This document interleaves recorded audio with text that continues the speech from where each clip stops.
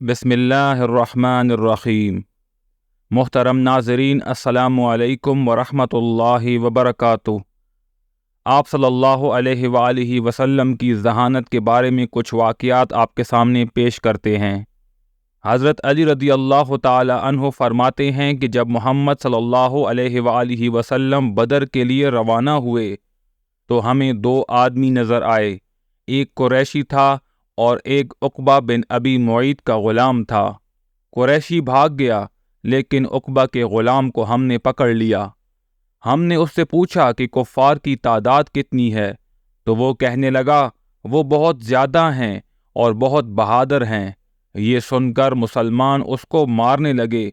बार बार उससे पूछा गया कि कुफ़ार की तादाद कितनी है, तो वो सिर्फ यही कहता कि वो बहुत ज़्यादा हैं।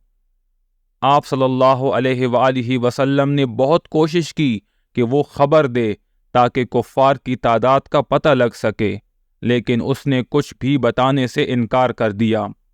फिर आप सल्लल्लाहु अलैहि वसल्लम ने बड़ी महारत से पूछा कि वो लोग कितने ऊँट ज़बह करते हैं, तो कहने लगा वो रोज़ाना 10 ऊँट ज़बह करते हैं। आप सल्लल्लाहु अलैहि वसल्लम ने फरमाया, एक ऊँट 100 आदमियों के लिए काफ़ी होता है। इसका मतलब कुफ़ार की तादाद 1000 है। इसी तरह हज़रत अबू हुरैरा रज़ियल्लाहु ताला अन्हु से मरवी है कि एक आदमी ने अर्ज़ किया, ए अल्लाह के रसूल, मेरा एक पड़ोसी मुझे तकलीफ़ पहुँचाता है। आप सल्लल्लाहु अलैहि वसल्लम ने फरमाया, जाओ और अपने घर का सारा सामान निकाल कर रास्ते में रख दो। चुनांचे उसने घर का सारा सामान निकाल कर बाहर रास्ते में रख दिया। आसपास के लोग जमा हुए कि क्या हुआ। वो शख्स कहने लगा, मेरा पड़ोसी मुझे बहुत तकलीफ़ देता है, इसलिए मुझे आप सल्लल्लाहु अलैहि वसल्लम ने हुक्म दिया है कि सामान बाहर निकाल लो। ये सुनकर वो लोग पड़ोसी को बद्दुआ देने लगे। जब ये बात उस पड़ोसी तक पहुंची तो वो बाहर आया और कहने लगा, अल्लाह की कसम, फिर तुझे तकलीफ़ नहीं दूंगा, अभी अपने घर लौट जाओ। इसी तरह हज़रत आयशा रज़ियल्लाहु ताला अन्हा से सवाल किया गया कि क्या मोहम्मद सल्लल्लाहु अलैहि वसल्लम हंसी मजाक फरमाते थे, तो आप रज़ियल्लाहु ताला अन्हा ने फरमाया, जी हाँ। एक मर्तबा मेरे पास एक बूढ़ी औरत बैठी हुई थी और मोहम्मद सल्लल्लाहु अलैहि वसल्लम तशरीफ़ लाए तो बुढ़िया कहने लगी, या रसूलल्लाह, मेरे लिए दुआ करें ताकि मैं जन्नत वाली बन जाऊं।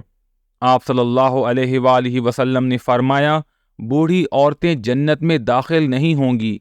ये बातें सुनकर वो बूढ़ी औरत रोने लगी। जब आप सल्लल्लाहु अलैहि वसल्लम ने उस बुढ़िया के रोने की आवाज़ सुनी तो उसके पास आए तो वो रो रही थी।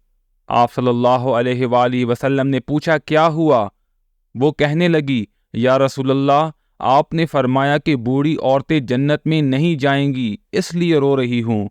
आप सल्लल्लाहु अलैहि वसल्लम ने फरमाया, बूढ़ी औरतों को अल्लाह जवान कर देगा और शौहरों की फरमाबरदार औरत बना देगा।